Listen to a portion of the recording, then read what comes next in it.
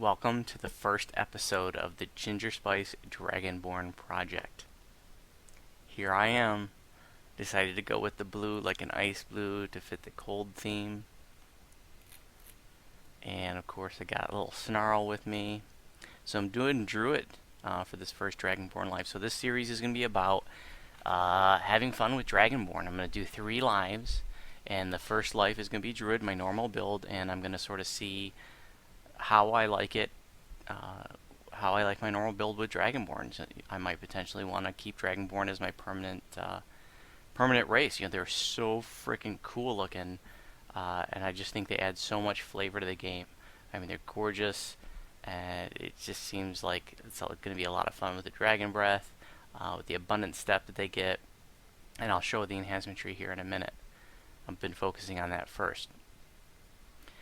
For my second and third lives, I might do something a little bit different. Don't hold me to it. You know, I might do like a sword chanter, bard kind of thing, but you know, I want to experiment with reapers, and so this whole series is also going to be reaper quests.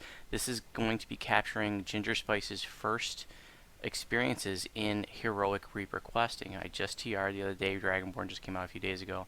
I haven't done low B heroic reapers with Gingerspyce, so it's going to be a new experience. And she didn't have a lot of Reaper points, so only 3. I didn't do a lot of Reaper questing when she was epic. I've been mostly focusing on Voodoo, so don't really have a lot in terms of Reaper points to work with at the start, so we'll be working that up too. If, you know, for those of you who are watching this that are newer to the game, one of the things I want to do at the outset is to talk about the benefits that I'm getting from past lives. You know, when you do different classes and now races, you know, so we have racial past lives now. So this is actually the beginning of my journey to get racial completionist. I don't have any racial past lives. You know, they just came out as a few days ago, but I have a lot of past lives on this tune. And so I put together a list to show you what I'm starting with out of the gate. So I want to be very real about, you know, I'm getting a lot of benefits, and that's making a really big impact on, you know, how the tune performs. So let's talk about that. So right out of the box, I got a whole bunch of passive benefits. So I've got 57 hit points, and then I'm going to get 36 more because of the way some of the epic past lives here. I'm going to get 36 more at 10th level, 36 more at 20th level, and then 36 more at 30th level. I got 18 armor class, bonus armor class right out of the gate, and it's going to be 9 more at 10th, 9 more at 20th, and then 9 more again at 30th because of the way the martial epic past lives tier. Bonus 36 PRR, and plus 18 MRR, 3% to dodge, plus 30 healing amplification, plus 120 spell points, plus 9 to my spell penetration checks, plus 3 to the DCs of my conjuration and evocation spells, plus 9 to my positive spell power, plus 4 to elemental resistances, and then plus 3% absorption of acid, cold, electrical, and fire damage, plus 2 to save versus traps, plus 2 to save versus enchantments and illusions, plus 6 to the stats of my wolf, Snarl here, and as well as summons, charms, and hirelings. Also get plus 3 to all my intelligence skills, and plus 3 to the use magic device skill, plus 1 to attack and damage rolls. And so those are the passive benefits, and then the active stances I'm using from past lives that I get to use out of the gate. I got a 7% chance to proc a random damage type on all attacks, so including spells, and that can proc once every 10 seconds. I got 9% bonus crit chance for acid, cold, electric, fire, and sonic spells, plus 3 to all my saves, plus 3 to all my skills, and a auto incorporeality function for when, as soon as I drop below 50% health, I get 25% incorporeality for 18 seconds, and then I get 3 clickies of an AoE 20% action boost to movement speed and plus 3 to saves in those last 20 seconds each, and that dispels fear as well, and you can use it while you're feared. So that's what I'm starting with. Out of the gate, no matter what I'm doing, I have all those benefits. So that's really, really huge. Like I said, if you're a little bit newer, I really want to put into perspective, how this toon is performing. So, Reaper's been out about 6 weeks now, and it's really changing the way that we're leveling and our strategies for leveling, and it's a lot tougher. Reaper's a tough challenge. And so what I want to show you is, so far, I'm level 3, but I've barely done anything. These Reaper quests are giving us 120% bonus to XP. And so, for example, normally I start at the bottom and I just work up and I do everything. But look at this, like, I've done barely anything and I'm already like kissing level 4. So as soon as I made my toon, I left Korthos right away, didn't do a single Korthos quest, and I went and did Stealthy Repossession on Reaper 1. And even though you're not killing the 10 mobs that you need to get the Reaper XP, you're still getting the bonus to 120% bonus to regular XP. So I did that on Reaper 1 for huge XP, and I did it on just Reaper 1 alone, I think it was, almost put me at level 2. It might have been, I know I did it on Reaper and then Elite and then Hard and Normal. And so then I went over to Haberdasher, and that doesn't have your required 10 kills either unless you get enough Reapers to spawn. But you still get the plus 120% bonus to regular XP. So I did Haberdasher, Reaper 1, then Elite, Hard, and Normal. And just doing those 2 quests, farming those on all 4 difficulties, put me nearly like 1 rank away from level 3 with a 20% pot going. It's 2 quests. In Stealthy Repossession, it's 3 invisibility pots, or I guess you could use scrolls, per run. You don't fight a single mob. You get all that XP out of the gate, and you basically are starting at level 2 just by doing that, just a few minutes. And I have a video in one of my other series that shows how to invis run that. If you don't know, I mean, that's a quest that's meant to be invis run because there are mobs that you can't kill, otherwise you fail. And Haberdasher, I mean, you kill 8 scorpions, and you're done. And if you have to, you can go stand on the bookshelf or something. If a Reaper's too hard for you, you can stand on a bookshelf to kill 8 scorpions.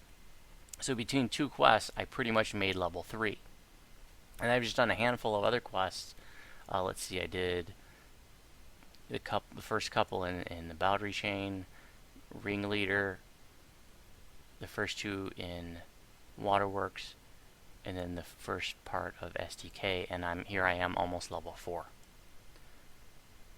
And so I'm wanting to work through these lives quickly because I got 30 racial pass lives to do. And that's, I'm really excited that we have these racial pass lives. A lot of people are upset. Anytime there's a change in the game, it doesn't matter what they add, people are going to complain. But I'm really happy that we have this new grind I get to work on my favorite toon even more. I mean, Gingerspyce is my baby. This is the toon that I love, and whatever I can do to make her better, I'm going to do. So I'm going to be on the TR grind for quite a while now with her, doing these racial pass lives. And my goal is to get them all done by the end of 2017. My stretch goal is to get them all done by the time the expansion hits in October. I doubt that I'll reach either one of those goals, but I'm just tossing that out there.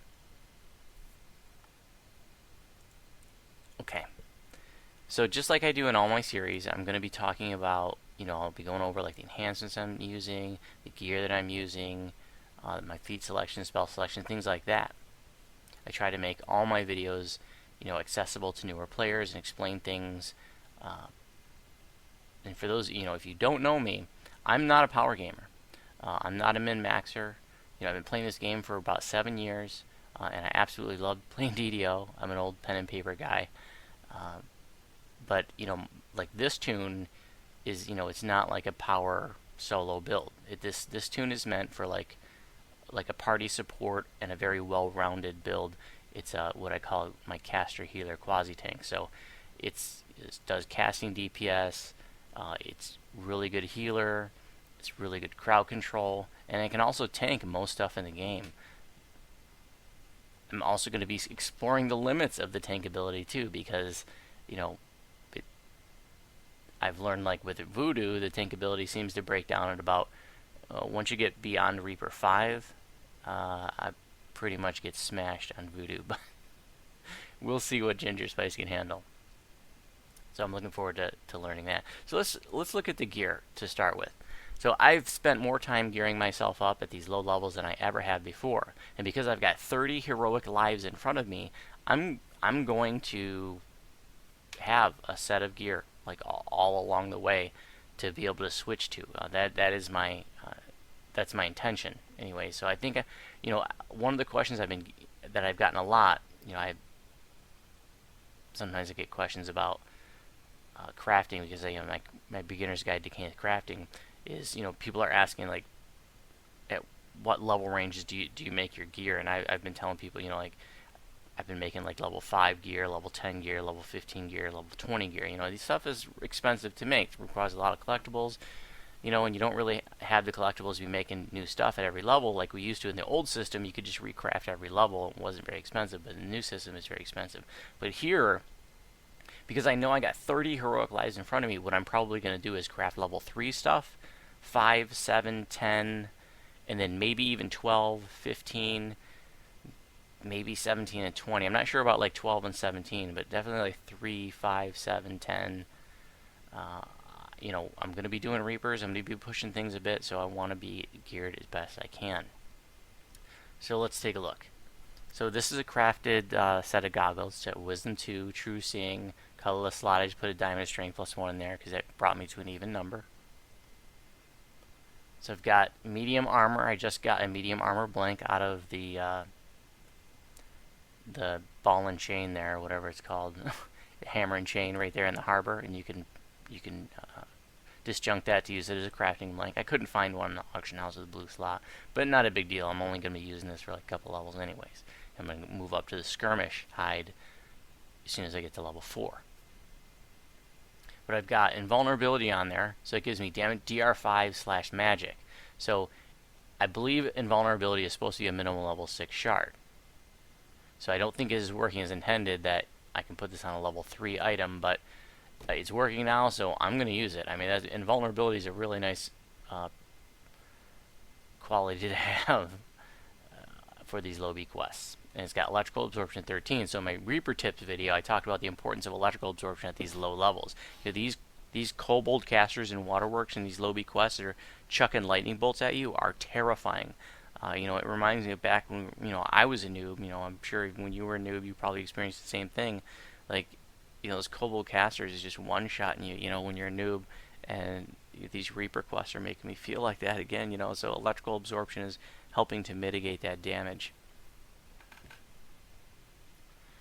The next item is the Braces of Wind. So I traditionally didn't get the level 3 version because these really low B quests were so easy. But with Reapers, I want every benefit that I can, and so this has got all on blur on there, 20% mischance. So hell yeah, I'll take that. Plus, it's got Magnetism 54 and Lightning Lore 8. That's great too. I don't even have electrical spells yet, so I'm not benefiting from that. But the blur is what I really wanted. So hell yeah, sign me up. And that's a Caneth.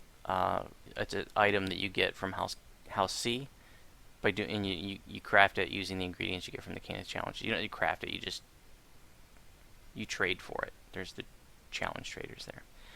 Here's another crafted item. It's got Dex 2 and Con 2 on the ring, Feather Falling and Light Guard on the boots. Just Light Guard because there just wasn't really anything else I wanted to put in that slot. So I figured, hey, that's 1d8 extra light damage from monsters who are attacking me. Nothing in the green slot. The green slotted items are pretty expensive. A little tip though, and a lot of you I know are already doing this, but scour the pawn shops. At the south end of the market, there's all those pawn shops there under the bridge, and even in Evening Star there's pawn shops, and there's pawn shops in House K and House D as well, but those ones aren't used as much anymore, but I still find stuff there. If you're looking for blanks with, that you can craft on with like green slots, I find them all the time. you know, people just sell stuff without even looking at it, or, you know, I don't know, maybe newbies don't even know what this stuff is. But I find green slots in there. I'm not saying I'm pulling 10 out a day, but, you know, if I look in there routinely, I can definitely find a regularly enough to make me want to go check out the pawn shops. So, you know, that way you're not paying 500,000 plat for a frickin' green slotted blank. Another crafted item, Healing Amplification 8. Heal Amp is huge in Reaper, so important. Glaciation 47, that'll help my Creeping Cold, and I got the Master's Gift there. That's the augment that you can make by putting together your Voice of the Master, your Mantle of the World Shaper, 5 greater tokens of 12 into the Epic Altar in the 12, and gives you that colorless augment, which is minimum level 1. Notice that it's bound to account. Even though that augment's a bound character, you know, when you put it in a craftable like this, it's bound to account. I can move that around. Pretty cool. Okay, another crafted item with a colorless slot is Protection 2 and Wizardry 41. Diamond of Charisma +1 in there. Brings me to an even number. Another craftable. Natural Armor 2, Dodge Bonus 2. Small bonuses, I wouldn't have even bothered with that before, but in these Reapers, I need every bonus I can get. These Reapers hit hard, you know. And I'm trying to survive. I'm trying to succeed, you know.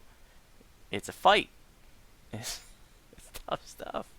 Okay, Cloak of Flames, another Caneth Challenge, a tradable item, or the item that you get from the traders. I didn't used to bother with the level 3 version, just starting with the level 7 version before, but now again with the Reapers, you know, Combustion 54, Fire Lore 8, Heightened Awareness 1, not a bad item. And I'll be wearing Cloak of Flames all the way up. All the way up until I get my, well, right up through like mid-epic levels. Actually, I think I'll be using it until I get my Earthen Mantle, my legendary Earthen Mantle. Okay, Shard of Power from the Shroud. Yes, you can use this as a blank trinket to craft on, in case you didn't know. It's really, it's a really easy item to get and to make a craftable trinket out of, but it only works for the tier 1 shard, the regular Shard of Power. You can't use a Great Shard of Power, you can't use a Supreme Shard of Power, just the one you get from part 1 of Shroud. So I got Sheltering 5, that's 5 bonus to PRR and MRR, Resistance 2 on there, and then I got the good old Necklace of Contemplation that comes from Caverns of Coromar.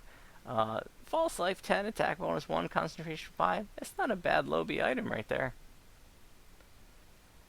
And then Spell Focus Mastery +1 and Fortification 47. I do want to say something about Fortification. Fortification is really important in these low-B quests now. You know, traditionally, like, some people would just wait, you know, until they got their Minos Legends Heavy Fort, you know, 100% Fort at level 11. You know, where they didn't bother in the single day. Now, Fortification is important. Like, these Reapers, they hit really hard. You know, these Champions, they hit really hard. So every bit of fort you can get is great. And so one of the things I got to change in my build post is that I say that Blade Forged Iconic Pass lives aren't important because, you know, by endgame I'm sitting at like 280% Fortification. But, you know, I don't have Blade Forged Patch lives. That's 5% extra Fortification per stack. So it's a total of +15 if you have 3 Blade Forge pass lines. I wish I had that 15 extra Fortification now, because it will make a difference in these low-B Reapers. So maybe probably never get around to that because I'm just going to be doing heroics for like the rest of the year. And then when I get back to epics, I won't need that kind of extra Fortification anymore. Alright, the shield this is an old school item that has a large guild slot on it that I've slotted up with extra spell points, 80 spell points, but only 60 of those, 20 of them don't stack with the new ship buff, so I'm getting actually a bonus of 60 net spell points, which is, 60 extra spell points at level 3, that's solid. I'll take it. Thornguard, just because didn't really have anything else I wanted to put in that slot, so it's 1d8 extra piercing damage to mobs that attack me. And then for the weapons, just a very simple craftable. It's a scimitar with a red slot. I have Meteoric Star Ruby in there, and it's just plus 1d6 light damage there. And it's on a flame touched iron blank, so it's flagged for good damage. Let's look at some of the stuff I got in my inventory here. So I got some wands, very important. When you're doing Reaper quests, you better get used to healing other people. You know, don't be that cleric, you know, that's a battle cleric and doesn't want to heal others. Like if you're doing reapers, like you gotta, it's teamwork. You know, you gotta work together. There's a self-healing penalty, but you can heal other people at full. So, this makes UMD really important. You know, have the ability to use wands, and of course have the ability to heal yourself. But you have such a serious self-healing penalty that, you know, it's great when you have party members that are looking out for everybody else. You know, if everybody's looking out for everybody else, you're going to be a lot more successful in Reapers. But I do have some potions of cure serious wounds to help out too. Another hugely helpful item in Lobby Reapers, or actually all heroic Reapers, is these petrifying runestones. So this is just the minor version. There's like the minor, lesser, greater, and major for different level ranges. Like these are level 3, then there's like the level 8 version, level 13 I think, and then level 17. And they have higher DCs, the higher tiers. But this one has a DC of 24, which is really good for level 3, and this lets me petrify a mob. And it's petrified, not flesh to stone. So it works on mobs that you could normally not flesh to stone. So like for example an iron golem, or you know, like a skeleton. You know, you can petrify them with this, and that can be a big help. You know, you see a champion, you petrify him with this, and it doesn't last very long, and you can't spam these. They have a long cooldown, but it's still a big help. And if you can get all your party, like you're in a little guild or something like that, if you get all your party members to have these, and they're super cheap to craft, and you don't need high levels to craft them. Just the bound crafting station. These are really helpful, and like I said, everybody in the party has them. It's awesome, and it's tons of fun. If you've never used these, I highly recommend that you try them out and play with them. As they're great, big help in heroics. Don't bother with them in epics. Of course, you should have a throwing weapon. You never know when you're going to need to like hit a ranged lever or something, or you know, hit a mob from across the way to bring them over or something like that. Okay, got the good old Archivist necklace, and got my clicky from the Night Rebels event. Gives bonuses to 25% festive bonus to spell critical damage that lasts for 90 seconds. It's kind of a pain in the butt for me to use that because this is on a robe, and so it puts the robe on, click it, and then I gotta re-equip my medium armor, which takes some time. So it's not something you can really do on the fly, but it's great to click, like if you know you're going into an end fight, and you're sort of, you know, buffing up and getting ready for the end fight. That's a good time to click something like that. Okay, essential potions. Every single toon that you have needs to have these potions right out of the gate, unless for some reason you're immune to the conditions that they alleviate. So for example, potions of cure of curse removal, potions of disease removal, potions of neutralized poison, blindness immunity, and lesser restoration. It is not the cleric's job to remove your curse or your poison or your disease, etc. That is your job. So get these potions. Every toon you have should have all of these potions at all times. There's some more healing potions, mana potions. Get my Eternal Flask of Heroism, my Eternal Flask of Displacement. This was a birthday item from years ago, so it's no longer available, but I had it, so I pulled it out of the TR cache. I got my Yugo pots. I got 300 of them before I TR'd, so these are really important. Like in Lobby Reapers, they make a big difference. It's 20%. This is the Essence of Desire. This is the Constitution one. It's not 20%. It's 20 extra hit points, and then +2 stacking con. So that little bit of a boost does make a difference in these Lobby Reapers. So I want to be able to use these every single quest. I got a little stack of Lasting Elixirs of Supreme Ability. This is just, they've piled up from my daily rolls. Got my Potions of Greater Heroism that last 10 minutes each. I get these from the Vampire Varus Jonti in the back of House Jarasco, behind the house. He's kind of tucked away back there. For 10 Amulets of the Lost Empire, you can get a Potion of Greater Heroism. Also a really nice boost for these Lobby quests. And invisibility potions, you can't buy these anywhere, you know, you just have to find them, but you know, I've built up a little supply over the years. Cursed Blade of Jack Gibbers, more important than ever. I've been a big advocate for getting this item. I know some of you are rolling your eyes like, oh, I farmed it 500,000 times and I can't pull it. Well, guess what? You're getting awesome XP every time you run the quest. This comes from Epic Two-Toed Tobias in Three Barrel Cove, and any toon that you're serious about playing, you need to farm this out. It's awesome XP, 15-minute run. So like I said, even if you don't pull it, you're getting great XP along the way. It's a great quest to add to your epic dailies. But this item is not only great for, I mean, you die, you're soloing, you can raise yourself as a zombie for a minute, gives you enough time to run to a rest shrine. Okay, it's also, you can use this in raids too, so it's a great way to save a raid wipe. You lag wipe or whatever, you wipe for some reason, it raises you as a wraith for 1 minute. That's enough time to start throwing raid scrolls on other people. And in these Reaper quests, we're dying a lot. I'm dying a lot. Let's be real. And this can save. I mean, I've already, in the 6 weeks that Reapers come out, I've saved a lot of quests because I had the Jack Gibbers. So just awesome item. I highly recommend that you farm that out and you make it a priority to run that quest 2 times a day.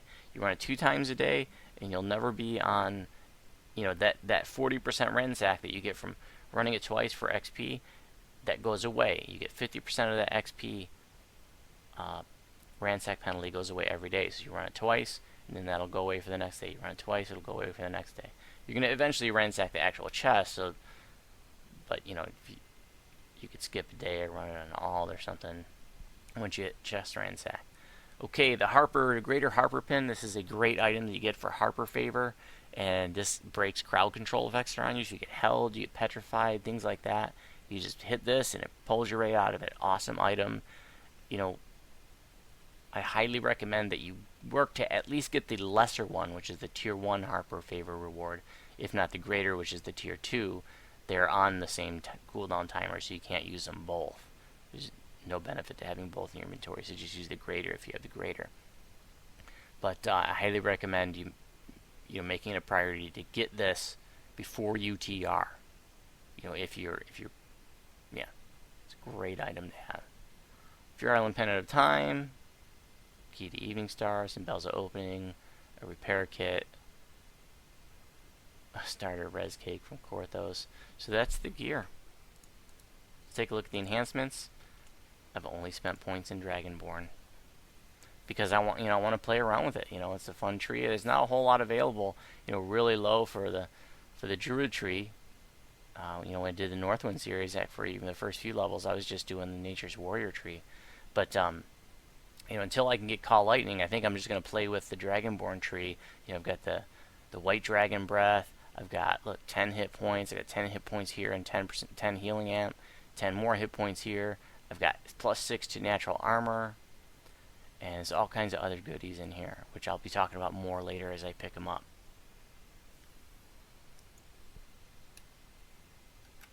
Like I said, I only have 3 Reaper action points so far, but you can't even spend them. This stuff is level gated, so I can't even spend them or benefit from them until level 4. So there's nothing going on the Reaper side. This is all level gated. It's tier 1 and 8, level 4, and tier 1 here is level 4, and then the next tier is level 10, the next tier is level 17, and this stuff is tier 2, level 9, 15, 21.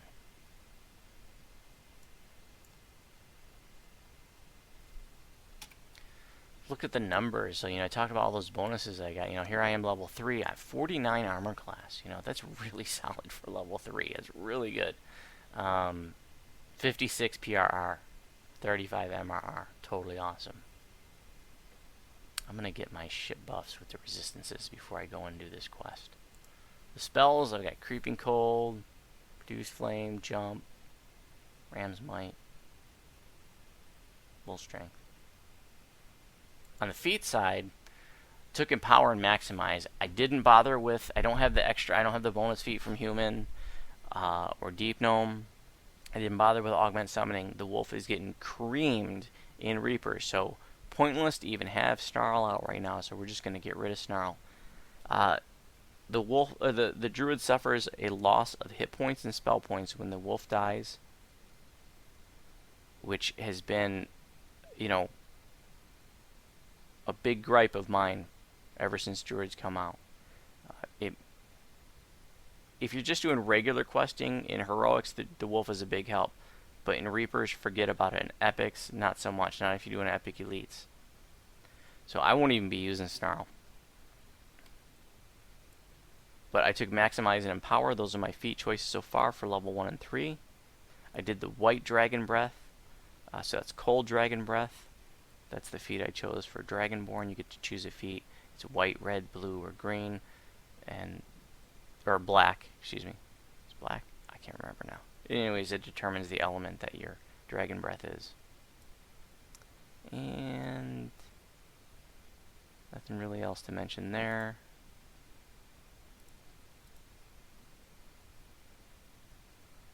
Okay, so I'm going to be doing captives for this first quest.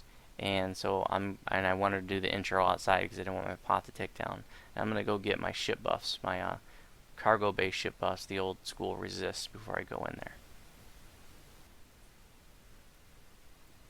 Okay, here I am at the captives. Just gonna do Reaper 1, keep it simple for this first video. I got my old school ship buffs. This is plus 30 to all the elemental resistance. Yeah, that's huge. That's serious at these low levels. You know, and I didn't bother with those. Ever since they came out with the new ship buffs, I just left the old ones behind. But in these Reaper modes, like I said, you know, you need every bonus that you can get, and these resistances, you lose them on death. The old school ship buffs, you lose on death. But you know what? I'm gonna take these elemental resistances. Hell yeah.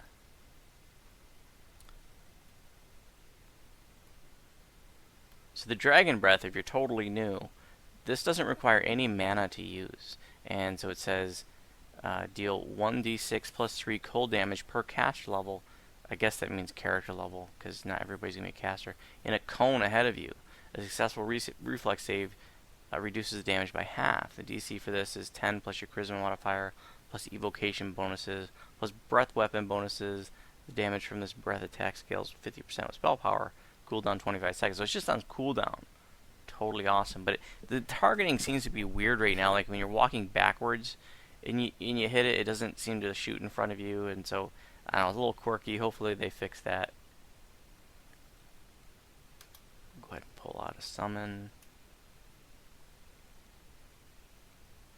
And drink a Yugo pot.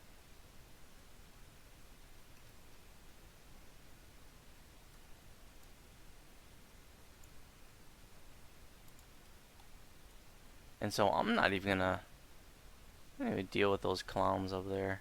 I'm just gonna jump down and check for Uzo. Did you know that there was a named Uzo that can be down here? Doesn't look like he's up. I think if he's up, you see a chest right away, but no, I'm not even sure. And there's a collectible here, some Barney Rebel. He'd be like right here. No named ooze today.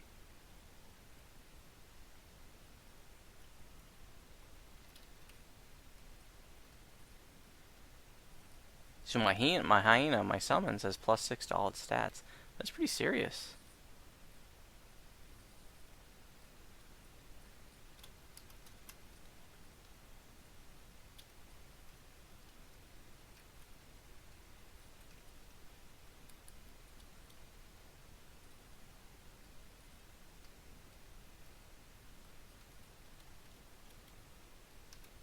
There's a caster. Boom, petrified.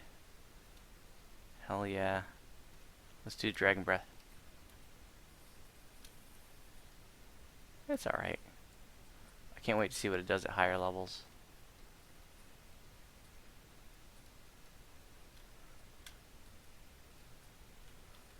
Man, I'm not used to playing Lobby Druid. They're going to throw a Creeping Cold on the boss there, or on their orange name.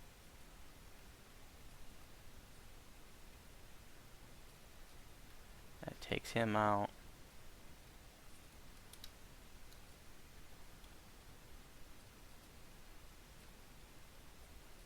I guess I can use Creeping Cold pretty liberally since I got this shrine here, right? Let's go ahead and do that on him. The caster over here. You're gonna get Creeping Cold at 2. And why not the Orc Scout? We got lots of mana.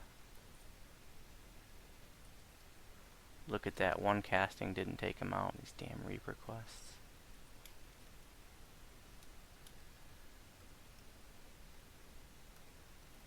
back and get our chest. There's another lost soul. This just gives you mana back. So if you don't need the mana, don't pick them up. Let the others pick them up that do need it.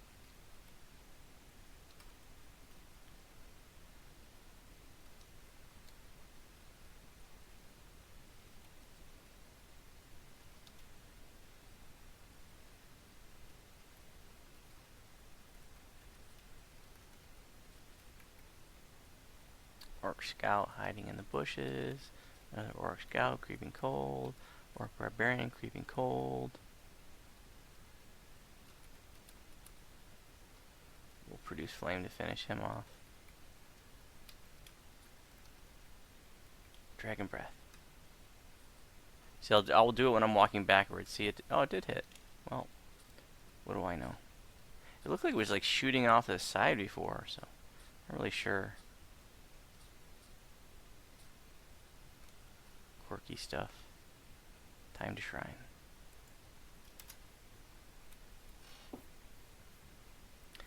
See, that's how they sleep right there. Or it's how they sit, anyways. How they sleep. I haven't even checked all the little... Let's see. /sleep. Oh, I guess they do. That's like a Warforge. If you haven't... Oh, I got a dance for you if you haven't seen the dance. So there's the first dance. Actually, I think I'm going to have a clip in my trailer. And then the second dance is the headbanger.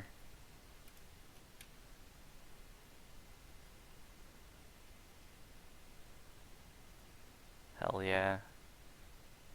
Dragonborn know how to party like a rock star. And then I think my favorite, I get stuff out of my hands, you know, when you do the normal like punch kick when you have nothing in your hands. They do like a chomp. Check this out. This is so funny. They're like ripping your head off and like, check it out. I love it. It's so cool. Chomp.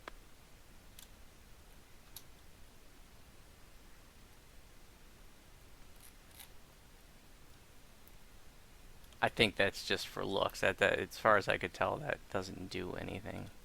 Dragon Breath. 51 damage.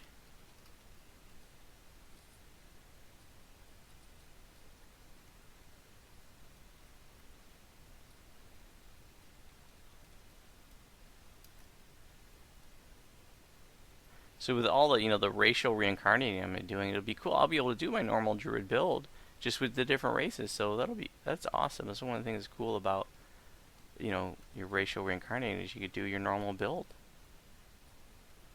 There's I've seen some people complaining, oh, you know, I don't want to be forced to play something I don't want to play. You get to play your normal build, you know, it's just a different race, you know, just slight variation, like, but you know what? Nobody's forcing you to racial reincarnate. If you don't want to do it, don't do it. If you feel forced to, well, suffering from your own OCD.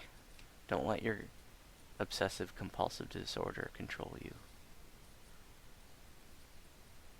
This has been Gingerspyce's inspirational talk. Plague Reaper!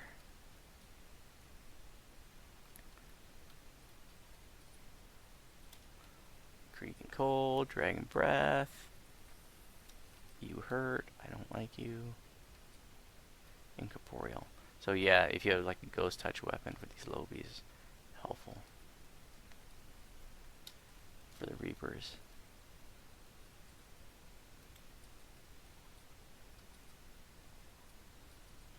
I think I want to be a little careful about the mana, because I don't have a shrine until I get inside the little fort up there.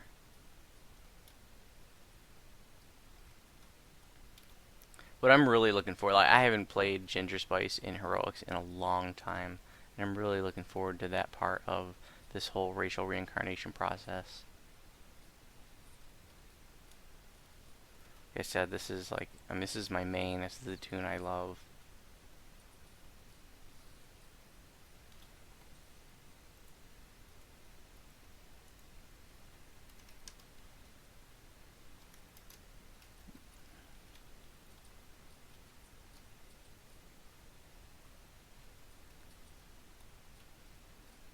I mean, I love voodoo. I really, really love voodoo, but Gingerspyce is my true love.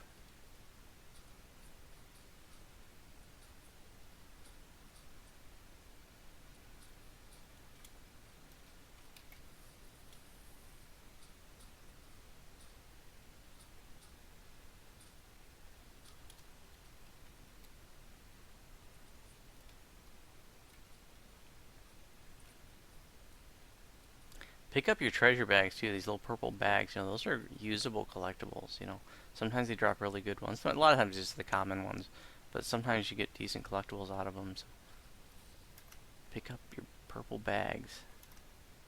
A lot of you got out of the habit of picking those up. It's for a long time collectibles didn't have any value, and now they're like the most valuable thing in the freaking game. Pretty crazy how this stuff that like was damn near worthless 6 months ago is now like the hot thing. I mean, when I did the Northwind series, I farmed collectibles to get what I wanted, and I was able to get great stuff that, you know, 6 months ago, it would have been laughable to try to attempt to, you know, trade, you know, collectibles for +3 and +4 tomes. But yet I negotiated those kinds of trades on that True First Life run on another server, just with collectibles. You know, got dragon armors and all kinds of good stuff just by trading collectibles, by farming them out and posting in the trade channels in the public zones like the market, and the harbor, and the Evening Star, and the Hall of Heroes. Those are the, you know, more populated public zones. So you post in the trade channels there, more people are going to see them. See it.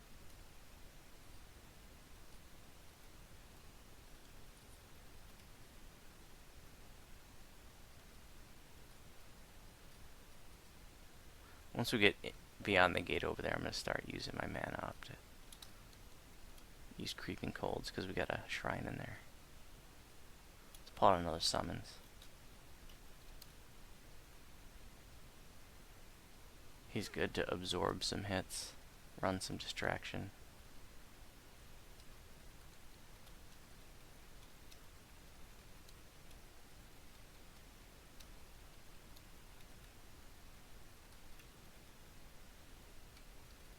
Champion.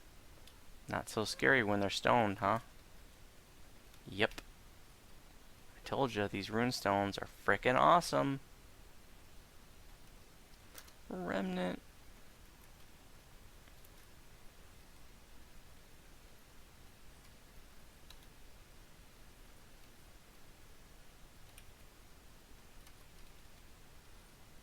We're just gonna Creeping Cold everything. Orc Barbarian, yep. Other Orc Barbarian, yep.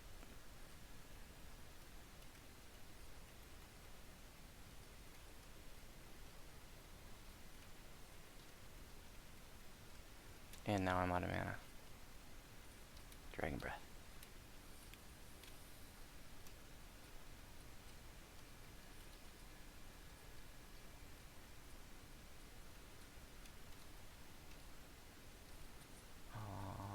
Hyena's dead.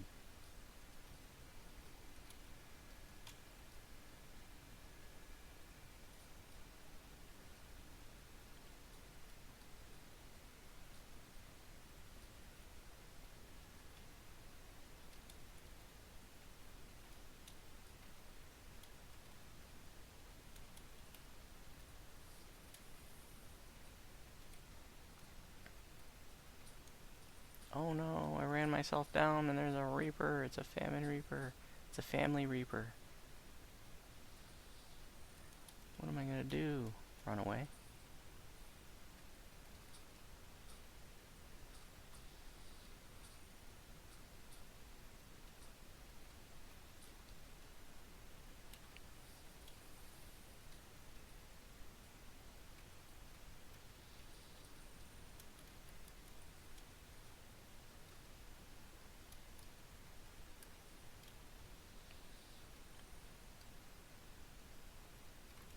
Phew, that was a little scary.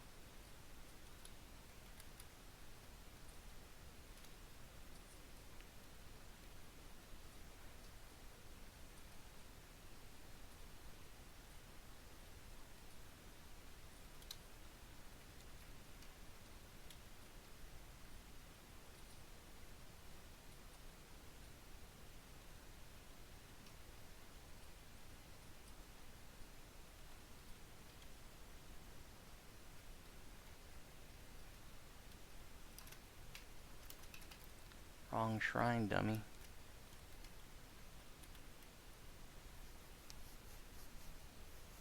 See what I did there? I turned my camera to the opening of the tent so I could see if anybody was coming in, which they are right now. But I got my rest in. I think I forgot to rebuff after that last rest too. Let's get another Yugo pot for good measure.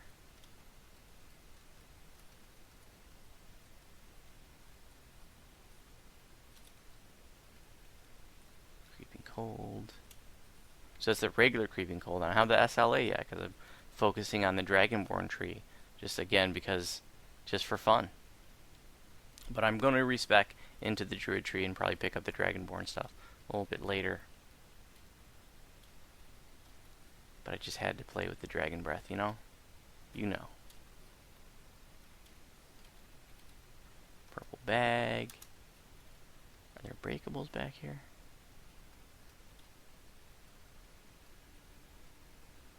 No, we're not going to do the captives yet. Because we want to get the breakables on the other side of this bridge. Okay, this guy can be a little scary. Well, let's go ahead and do a summons.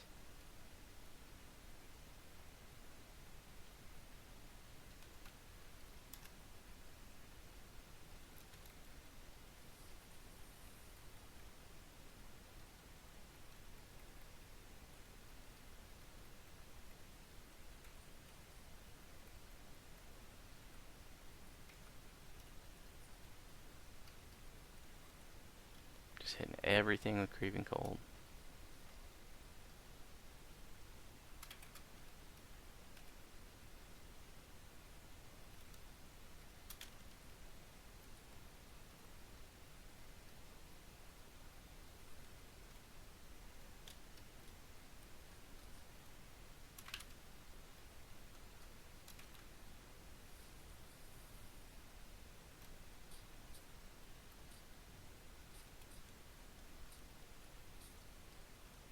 At least they changed it so that the bosses can't be champs anymore. That was pretty ridiculous. 1,500 hit points. Jeez, oh Pete, and I'm on a mana. Archivist necklace. Yep. Get one more Creeping Coal out of it.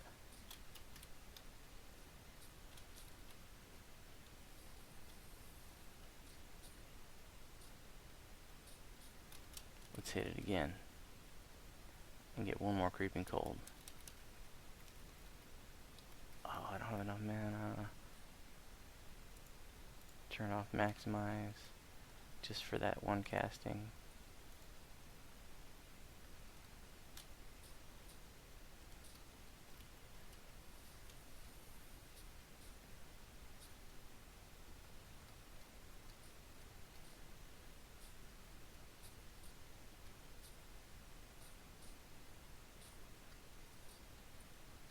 He's dead.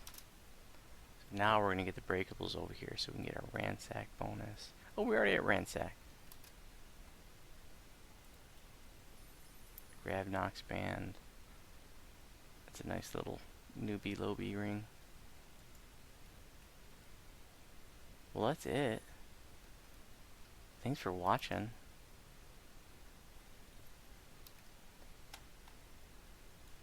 If you have any questions about my videos, you can respond on YouTube.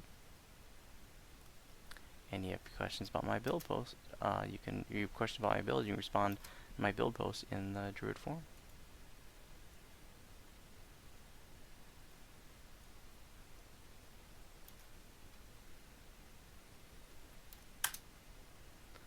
Ding, level 4. Hell yeah.